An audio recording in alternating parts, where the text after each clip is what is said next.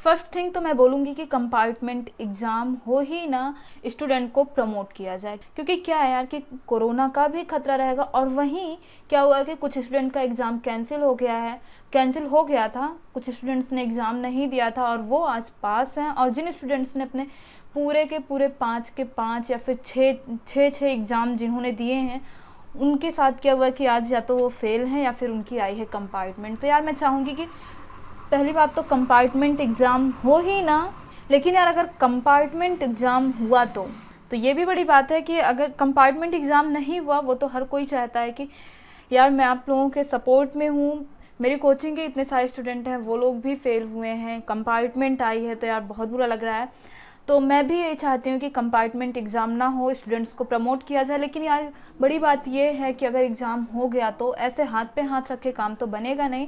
First thing हमें ये सीखना होगा कि प्रिपरेशन कैसे करें और क्या क्या करें, कैसे करें, क्या क्या पढ़ें कि हम ये जो कंपार्टमेंट आया है इसमें पास हो जाएं। कैसे पढ़ें, क्या पढ़ें और हमारी स्ट्रेटजी क्या होनी चाहिए पढ़ने की कि हम पास हो जाएं, और जिससे क्या हो कि हमारा ये ईयर बर्बाद ना हो। और यार पता है, अगर आप इस कंपार्टमेंट में फेल हो जाते हैं तो फिर नेक्स्ट सेकंड कंपार्टमेंट जो देंगे, इसके बाद जो कंपार्टमेंट देंगे उसमें आपका पूरा ईयर बर्बाद होगा। अगर आप इस कंपार्टमेंट में फेल होते, इसके बाद जो आपको सेकंड कंपार्टमेंट वाला चांस मिलेगा उसमें फिर आपका पूरा ईयर बर्बाद होगा। तो यार कोशिश करिएगा कि आप लोग इसी कंपार्टमेंट एग्ज़ाम में पास हो जाएं अच्छे खासे नंबर से, जिससे आपके परसेंटेज भी अगर नहीं सही है तो इसी एक एग्ज़ाम या दो कंपार्टमेंट एग्ज़ाम के थ्रू आपका नंबर भी, परसेंटेज भी अच्छा हो जाए। ओके, ऐसा कोशिश करिएगा। तो यार आप बने रहिए हमारे साथ। मैं आपके कंपार्टमेंट एग्ज़ाम के पहले मैं आपकी खुद तैयारी करवाऊंगी।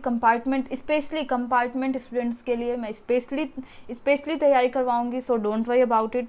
तो यार अभी हम ये देखते हैं कि हमारी स्ट्रेटजी क्या होगी कंपार्टमेंट के लिए, कैसे पढ़ें, किस हिसाब से पढ़ें, क्या करें कि हम कंपार्टमेंट एग्ज़ाम में पास हो जाएं और हमारा ये ईयर बर्बाद ना हो। तो अभी हम ये सारी बात देखते हैं। तो यार बने रहिए हमारे साथ। मैं Mansi Maurya and now you are watching m.m education YouTube channel. सबसे पहली और बड़ी बात कि आप जो है पूरे सिलेबस के चक्कर में मत पड़िएगा, पूरा सिलेबस ख़त्म करने के चक्कर में मत पड़िएगा। पूरी NCERT बुक ऐसा मत करिएगा कि हाँ एक पहला चैप्टर उठाए तो पहले चैप्टर में जितना जो कुछ दिया गया है, पूरा थ्योरी, पूरा न्यूमेरिकल, जितने क्वेश्चन दिए गए हैं, क्वेश्चन फर्स्ट सेकंड थर्ड, सारा ऐसे के चक्कर में मत पड़िएगा आप। पूरा सिलेबस जो है पढ़ने के चक्कर में, पूरा सिलेबस तैयार करने के चक्कर में बिल्कुल मत पढ़िएगा, क्योंकि यार अभी जो है आपके पास टाइम भी उतना ज़्यादा नहीं है। तो इम्पॉर्टेंट के हिसाब से पढ़िएगा। ओके, जिस सब्जेक्ट में आपका कंपार्टमेंट आया है, हो ना हो वो सब्जेक्ट आपका वीक ज़रूर रहा होगा, XYZ रीज़न आप पढ़ नहीं पाए होंगे, या होता है किसी सब्जेक्ट में किसी का इंटरेस्ट नहीं रहता है, तो किसी ना किसी रीज़न से वो सब्जेक्ट आपका अच्छा है नहीं। तो अगर आप स्टार्टिंग से पढ़ने बैठ जाएंगे तो यार दिक्कत हो जाएगी। तो इसीलिए आप इम्पॉर्टेंट चीज़ें पढ़िएगा। क्या होता है कि जैसे सपोज एक कोई क्लास है, अब एक क्लास में कितने स्टूडेंट होते हैं, 60 to 70 या 70 to 80, इतने स्टूडेंट होते हैं एक क्लास में। अब इसमें से मान के चलिए जो टॉपर बच्चे होते हैं, जो टॉपर स्टूडेंट होते हैं, वो कितने होते हैं, 5 से 6 स्टूडेंट टॉपर होते हैं। अब ये जो टॉपर स्टूडेंट होते हैं, इनकी मैं बात बताऊं, ये लोग क्या होते हैं कि हमेशा पढ़ते रहते हैं। ले लेंगे एक बुक, ले लेंगे एक पेन, ले लेंगे एक कॉपी, ले लेंगे। ये लोग क्या करते हैं कि हमेशा न्यूमेरिकल लगाते रहेंगे, हमेशा पढ़ते रहेंगे, फिर चाहे लंच हो या फिर खाली पीरियड हो, इधर बच्चे सारे मस्ती कर रहे हैं, ये जो है न्यूमेरिकल लगाते बैठ रहे हैं। तो अब इसमें से ये जो एवरेज स्टूडेंट होते हैं, ये क्या सोचते हैं, ये जो एवरेज स्टूडेंट है ये क्या सोचते हैं कि ये जो टॉपर बंदा है ये दिन भर न्यूमेरिकल लगाता रहता है, इसी वजह से ये पढ़ने में अच्छा है और हमेशा टॉप करता रहता है। तो ये जो एवरेज बच्चे हैं, बाकी बच्चे हैं, ये इसमें से कुछ बच्चे क्या करते हैं कि इनकी तरह ये लोग भी न्यूमेरिकल लगाने लग जाते हैं। ले लेंगे बुक पेन, दिन भर लगाएंगे न्यूमेरिकल, हमेशा न्यूमेरिकल लगाते रहेंगे। लेकिन यार ये लोग गलती कहाँ कर देते हैं, गलती यहाँ पे कर देते हैं, ये अच्छे होते हैं पढ़ने में, या फिर अब मैंने ऐसा देखा है कि 1-1, 2-2 नंबर की वजह से लोगों का कंपार्टमेंट आ गया, 4-4 नंबर, 5-5 नंबर, क्या है 1-1, 2-2 नंबर। तो यहाँ पे मैं रीज़न बता रही हूँ। देखिए क्या होता है कि अब ये लोग जो है न्यूमेरिकल लगाने लग गए हमेशा, लेकिन देखिए प्रॉब्लम कहाँ होती है। तो ये लोग क्या होते हैं, ये जो एवरेज स्टूडेंट है, ये जो है थ्योरी पोर्शन पूरा छोड़ देते हैं। एकदम जेन्युइन बात बता रही हूँ। ये जो है थ्योरी पोर्शन पूरा छोड़ देते हैं। अब ये जो है न्यूमेरिकल तो उतने अच्छे से तैयार है नहीं। ये जो टॉपर बच्चा है ये अपनी थ्योरी घर पे तैयार करता है, ये अपनी थ्योरी अपने घर पे तैयार करता है, जो कि आप से आके बोलता है कि मैं तो 9 बजे सो जाता हूँ और एग्जैक्ट सुबह जो है कोचिंग के टाइम पे या स्कूल के टाइम पे सो के उठते तैयार होते बस स्कूल, तो ऐसा होता है। तो इस चक्कर में आपने थ्योरी नहीं तैयार की न्यूमेरिकल के चक्कर में, और थ्योरी से सॉलिड क्या, लेकिन नंबर मिलते हैं न्यूमेरिकल से। हाँ मानते हैं न्यूमेरिकल से नंबर मिलते हैं, लेकिन न्यूमेरिकल सही होना चाहिए आपका। तो यार मेरा यहाँ बोलने का मतलब सिर्फ इतना है कि आप जो है न्यूमेरिकल को तब तक हाथ मत लगाइएगा जब तक कि आपका थ्योरी पोर्शन अच्छे से कंप्लीट नहीं हो जाता है। यहाँ पे मैं जितनी बातें बोलते जा रही हूँ सिर्फ आप उतना करिएगा, 100% मैं गारंटी करती हूँ जितनी बातें बोल रही हूँ मैं, आप उस स्ट्रेटजी के हिसाब से चलेंगे तो कंपार्टमेंट एग्जाम में आप ज़रूर पास होंगे। तो यहाँ पे मैं इतना बोल रही हूँ कि न्यूमेरिकल को आप तब तक हाथ नहीं लगाएंगे जब तक कि आपका थ्योरी, जितनी इम्पॉर्टेंट थ्योरी है वो कंप्लीट नहीं हो जाती है। ओके, तो इम्पॉर्टेंट थ्योरी, तो अब जो है अब इम्पॉर्टेंट क्या है वो कहाँ से पता चलेगा आपको।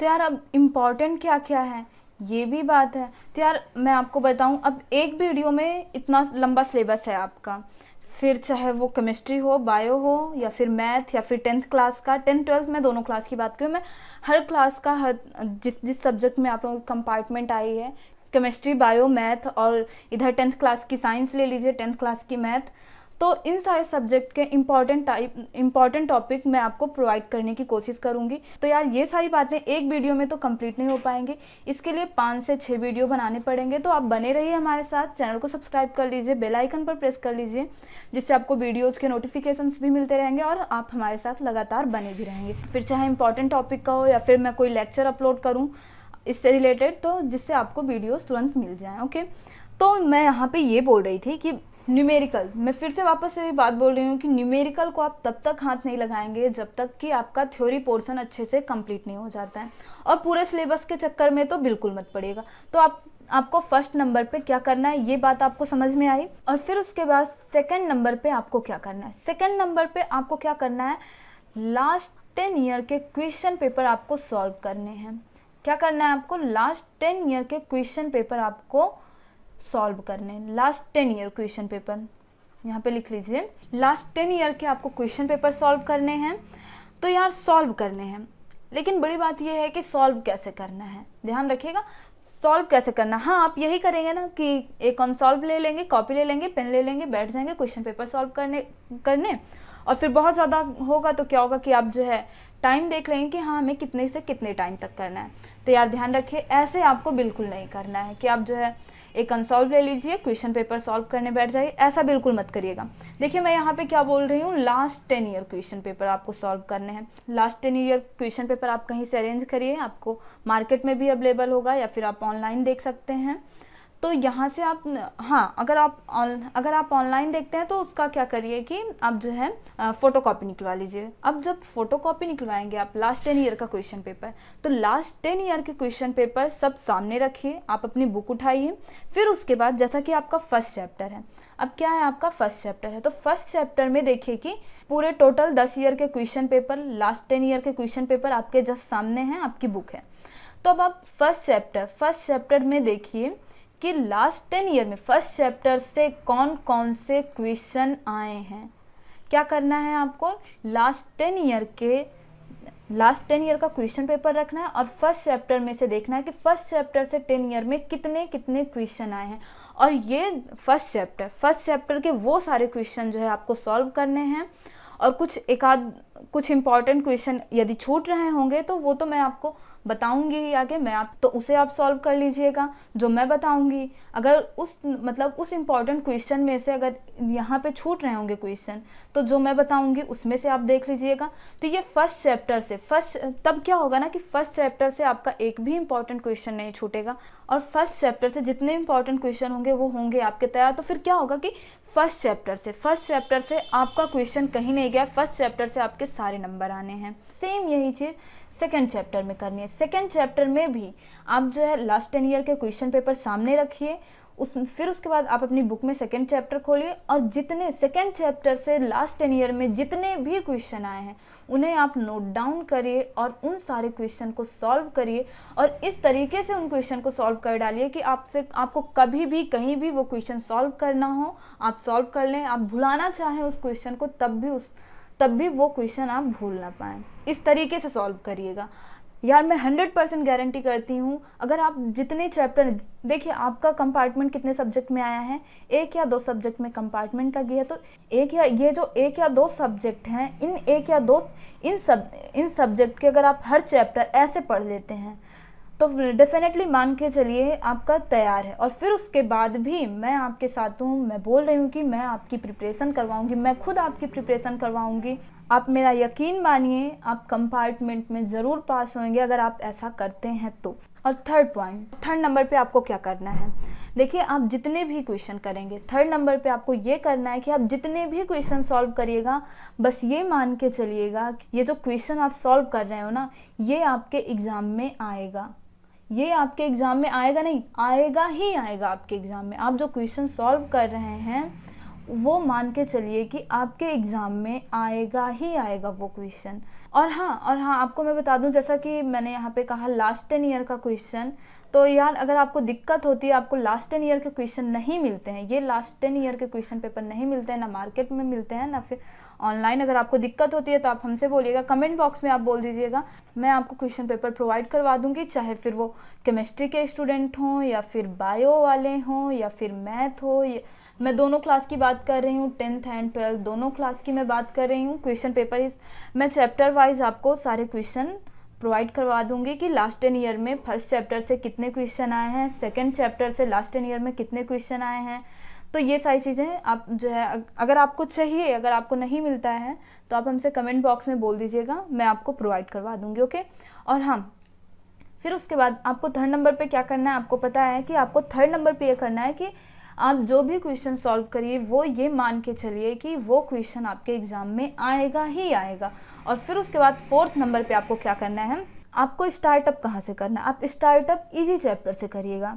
Easy chapter, first of all आप क्या उठाएंगे, इजी चैप्टर्स उठाएंगे।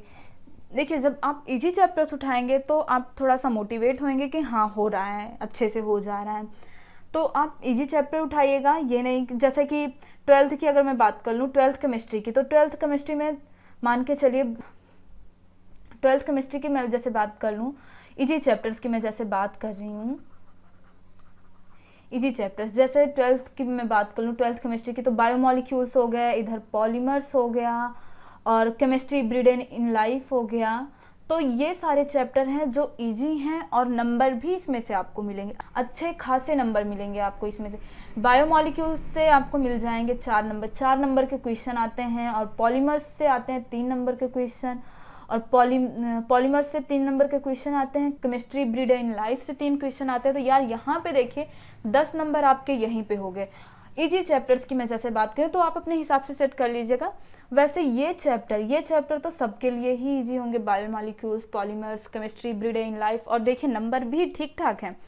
तो ये चैप्टर इजी हैं, आपको पढ़ने में भी ज़्यादा दिक्कत नहीं होगी, क्वेश्चन भी आते हैं जैसा कि आप यहाँ स्क्रीन पे देख रहे हैं। बायोमोलिक्यूल से 4 नंबर, पॉलीमर्स से 3 नंबर, केमिस्ट्री ब्रिड इन लाइफ से 3 क्वेश्चन, तो 10 नंबर तो आपको यहीं से मिल जा रहा है। तो ये 3 चैप्टर, मैं यहाँ पे ये बोल रही हूँ कि ये जो 3 चैप्टर यहाँ पे दिए गए हैं ना, ये 3 चैप्टर इस हिसाब से पढ़िएगा कि इन 3 चैप्टर से कहीं से भी कोई भी क्वेश्चन आ जाए तो ये 10 नंबर आपके जाने ना पाए। और जैसा कि सरफेस केमिस्ट्री हो गया, सरफेस केमिस्ट्री भी ना हार्ड चैप्टर है और ना बहुत इजी, तो मान के चलिए इजी ही है। सरफेस केमिस्ट्री भी बहुत ज़्यादा हार्ड नहीं है, और इसमें से जानते हैं कितने नंबर के क्वेश्चन आते हैं, 5 नंबर। इसमें से 5 नंबर के क्वेश्चन तो आने ही आने हैं। और सोचिए सरफेस केमिस्ट्री बहुत ज़्यादा हार्ड तो है नहीं, तो आप जो है सरफेस केमिस्ट्री को इस तरीके से पढ़ लीजिए कि सरफेस केमिस्ट्री से कोई भी क्वेश्चन आए आप उसे सॉल्व कर लें, और ये 5 के 5 नंबर पूरे आपकी झोली में, 15 नंबर यहाँ से हो गए। और जैसा कि यहाँ बायोमोलिक्यूल्स की मैं बात करूँ तो बायोमोलिक्यूल्स में आप क्या करिएगा, मेडिसिन जितनी दी गई हैं बायोमोलिक्यूल्स में सब रट लीजिएगा। तो यहाँ से मान के चलिए बायोमोलिक्यूल्स से 4 नंबर आपके फिक्स हैं। तो यहाँ पे देखिए 15 नंबर तो आपके यहीं से हो गए, और पास मार्किंग आपको कितनी चाहिए, 23 नंबर। तो इतने चैप्टर हैं, जो चैप्टर आपको इजी लगता है उसे पढ़ लीजिएगा। तो फिर उसके बाद आप ये देखिएगा इजी चैप्टर, जितने इजी